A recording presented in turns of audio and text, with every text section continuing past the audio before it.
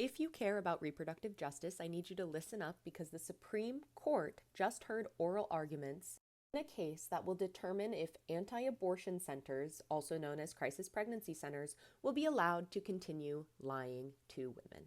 The case is First Choice Women's Resource Centers versus Platkin. Essentially, this is a suit brought on by First Choice, which is a string of crisis pregnancy centers in New Jersey, claiming that a state investigation into whether they mislead women is a violation of their First Amendment rights. The fact that this case was brought to the Supreme Court should raise alarm bells. They're looking to set precedent for all anti-abortion clinics across the nation, a sort of super immunity to state regulation through other similar free speech lawsuits and state and federal legislation.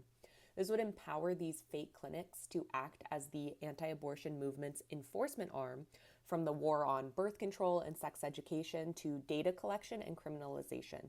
Some key facts about these anti-abortion centers are: 1, they are not doctors' offices or healthcare clinics. They are not bound by HIPAA. They set themselves up to look like a clinic but do not offer abortion or birth control or STD screenings. And directly from their website, they claim to offer viability scans and have a slew of misinformation to scare and deter people from abortion.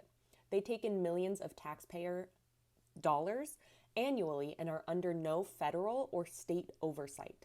Here's a screenshot from their website that they have set up to look as if it is an official healthcare clinic, using misleading language, claiming that by getting an ultrasound with them, they'll be able to tell you if you have a viable pregnancy or not.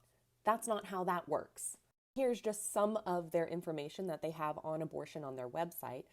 The things to note at the top is that taking the abortion pill can be life-threatening if your pregnancy is ectopic. What they don't include is that if you go to see an actual doctor, even if you use a telehealth abortion provider and you go through their checklist with them, abortion medication is safe.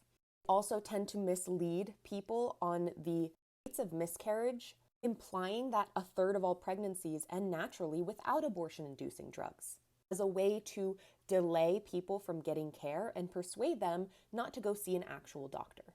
This case will have national consequences, and I will be following it closely.